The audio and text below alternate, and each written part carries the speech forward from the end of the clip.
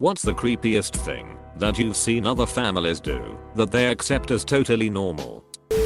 Growing up, my best friend's family didn't have traditional snacks like fruit roll-ups, gushers, etc. They ate sticks of butter, sticks of ducking butter. Whenever they offered me some, I always told them I wasn't hungry. They had multiple packages of butter in the fridge and freezer. They didn't consume the entire stick, rather would cut off pieces. They weren't poor, they weren't fat, but they were ducking crazy.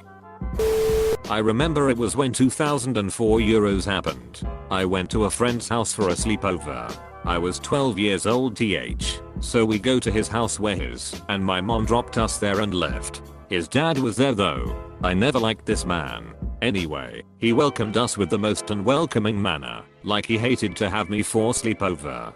We proceeded to his room and played on his PS2. After half an hour, his dad enters the room and says, "Okay, I think it's about time, Michael, my friend." So Michael sits up and unplugs the PS2 and hands it to his father, who takes it and places it on top of a high shelf. Then, the dad makes a hug gesture, like welcoming Michael to hug him, saying speak the words, and Michael hugs his father saying, "Thanks father for reminding me to be moderate with distractions from the real life." The hug ends. He nods us to go to sleep. I went to sleep totally weirded out due to the happening, and cause my child brain back then felt bad for playing PS2 like it was bad. The next morning we wake up, eat and greet his mother who was there. Michael goes to his father and knees before him and says, "Please father, can I be distracted for a while?" His mother was making coffee, like it was totally normal to have her son knee in front of her husband and beg for his joy, as if it was a sin. His father looks at me, then to Michael, and goes and brings down the PS2 like it was the worst thing he had to do. I didn't even touch the controller. I was totally uncomfortable in there. Never sleep over there again. Never, ever. I went to elementary school with this really nice girl. She was the eldest of 4 girls, all perfectly healthy and beautiful. Kids were laughing at her because she was smelling really bad. I talked to her about it, and she told me that her mother makes her wear the same cloths for a week before washing them. Her mother was really busy praying to have a son. She was in the church at 6 AM every morning and spent a lot of time there, always praying to have a son. Well, the miracle happened and she had a son. That's all they could talk about. It was like Jesus himself was reborn. It was weird. Maybe 2 to 3 ago I saw her in the bus. The first thing she told me, after not seeing each other for maybe 30 years, was, "Did you know I have a brother?" I was speechless. There was a weird kid in my neighborhood named Neil. He had a club foot. That's not what was weird, it's just sort of memorable. Anyway, we were invited to his birthday party down the street. His parents sent invites that we were to bring a present and $10 to cover the costs of hosting the party. My mom was annoyed and confused, but sent us with the presents and the money. We had to give the money to Neil's parents before they let us in the house. We were each given 1 water balloon to throw and exactly 1 slice of cake. Then we gave this kid his present and his parents sent everybody home after maybe half an hour. I was babysitting for a girl and noticed weird furs on her bed. She explained to me very matter-of-factly that they were her cats. Her parents skinned her pet cats after they died, presumably of natural causes, and put the pelts on her bed. That was the only time I babysat for them. My friend's mom used to bust in on her daughter's friends using the bathroom and quickly snap a picture. She proudly showed me the photo album of random kids using the toilet looking suppressed, confused as hell. Didn't really kick in how ducked up that was until later in life. Went to a friend's house when I was 17. She asked her mom for a snack and her mom brought out a huge raw white onion completely slathered in mayo on a plate, and she and my friend just went at it with their forks like it was filet mignon. 3 years later, and I still think about that sheet from time to time. This is actually abuse, and my mom did call CPS on them, but I'll say it anyway. We knew a family growing up that the father would time their showers, literally 15 seconds under cold water. He would stand there and watch, and then grab them out, one after the other. They were not allowed to poop in the house. He had toilet paper for emergencies and guests. If they had to poop, he would pass them 5 squares of TP total and watch them wipe. They trained themselves to only poop at school and church. Summer would get to be 100 and still not air or fans in their bedroom, no open windows. Probably about 20 more insane rules. Weird food rules. Very sad. Edit. Regarding the toilet paper, they had 5 squares total. If they needed more, too bad. So sad. Pull your pants up and deal with it. Open bracket. I have an ex whose family would literally burn any meat they cooked for dinner. Chicken, fish, steak, all completely burned. They were terrified about bacteria on their food. I got them to cook my steak medium well, less burned, but still above well, once, but I got some serious looks of disgust. The mother also forced me to draft a living will and instructed me on the proper way to seal a room to protect from a very likely chemical attack with duct tape and plastic sheeting. I know a woman who was a manager at the restaurant my wife worked at who was living through her 13-year-old girl to an extreme level.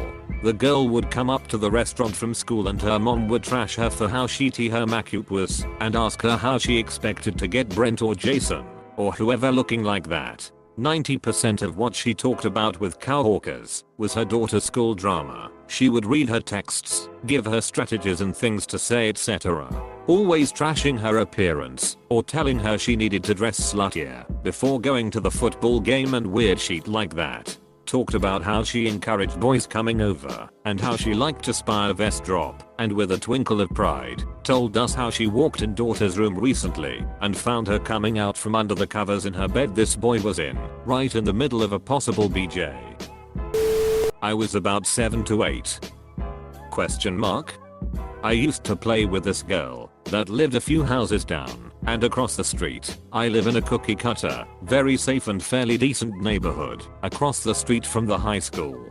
Her mother never let us play outside because there could be a drive-by. Any car we see driving by could be someone with a gun and could very easily shoot us and kill us. She never let us play in the living room near the windows either for that same reason. Another time I was over there playing with my friend and the mom pulled me aside. She pointed to a truck she saw parked outside my house on the curb, my uncle's truck. She told me that it's actually probably a burglar and he was inside my house and killing my family at that moment. She wouldn't let me go home either for the fear of me also getting killed. She finally let me go home after my mom called later and requested I come home for dinner. That family is still crazy even 13 years later. I went to a friend's house and we put some cartoons on. While we were watching I asked him a question, but he didn't respond. He was fixated on the TV, absolutely glued. His childminder just laughed, oh he'll be like that all evening now. So I just had to wait for my parents to pick me up whilst he unflinchingly watched TV for hours. There was a family of girls I went to church with and none of them were allowed to cut their hair. They had to wait until they were 16 so they wouldn't get a haircut they'd regret because the mother had. They also weren't allowed to talk at the dinner table. One time one of the daughters was laughing at something and coughed on her food. The mom was afraid of one of them choking and dying, so talking was banned. No one told me that when I came over for dinner. I just talked and they all stared at me. I used to go over to this kid, Neil's house when I was in 4th or 5th grade. His entire family, including Neil, would sometimes leave and go run errands, leaving me alone there. They also would tell my parents that I was invited for dinner, but then leave me in the basement to play video games by myself while they all ate. I never complained because Sega Genesis. I knew a girl in high school who had parents who were obsessed with dinner plates. They had such a huge collection of collectible plates in their house that every room was full of them on display. Their entire house was basically a library set up for these things. Her bedroom was a mattress on the floor, surrounded by display cases of plates. You couldn't even lean on any wall. They were all like this. The last time I went over there I knocked one off the wall by mistake. I caught it, and it didn't even break. But my god, the rage her dad flew into was ducking horrifying. He was inches away from punching me. Never went back. They tried to nervously laugh it off like haha, good old dad being funny, haha. The one time I asked my friend why they had so many, she went on a passionate tangent about all the cool plates they had and why they were so awesome. It went on for an hour. I never asked again because hearing about need to swear for an hour was like torture. Edit. I just looked her up on Facebook. She works now as a Tupperware consultant. Seriously. My sister dated this guy in high school for a couple years. He had the biggest helicopter parents in the world. He would call to see if my sister was around, and then his whole family would show up. Mom, dad and sister would be with him. It was almost like they were going somewhere and dropping him off, except they would come inside and crash in the living room for hours while they waited on him. I felt so bad for the kid cause he was 17 to 18 and his parents would third wheel him everywhere. My family collected dead people cards. When my grandparents would go to funerals they would get those obituary cards with pictures and stuff and collect them. I think it started out as getting them for memory purposes, but then they'd get them for other people, and it became like a card game. My grandparents and their friends would trade them, and they coveted the ones that had misspellings or limited edition more. Like his one man's name was Hayes, but they misspelled it as Hazel, and the ones before the funeral home reprinted them were kind of showed off as a novelty. I didn't realize it was weird forever, and mom's still in denial that it was weird. We had to throw out boxes of dead people cards when my grandparents died, and their still living friends actually got mad that we didn't distribute them again. WTF. Something that I have witnessed for years only began to hit me as the realization slowly unfolded. A family that I visited frequently with all adult children who still live with their parents would coincidentally always have the same exact movie on every single time I visited.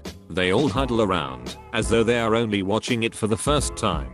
Once, when I actually stayed over for a longer duration, when the movie finally ended, the TV was finally turned off, only to be turned on again, and the play button was then pressed for the same movie. I finally realized that this movie is watched multiple times a day, every single day, almost like a ritual, and all the members of the family react the same way to the same scene repeatedly, as if they have never seen it before. Edit. For all those asking what movie, it was called Just Ask My Children.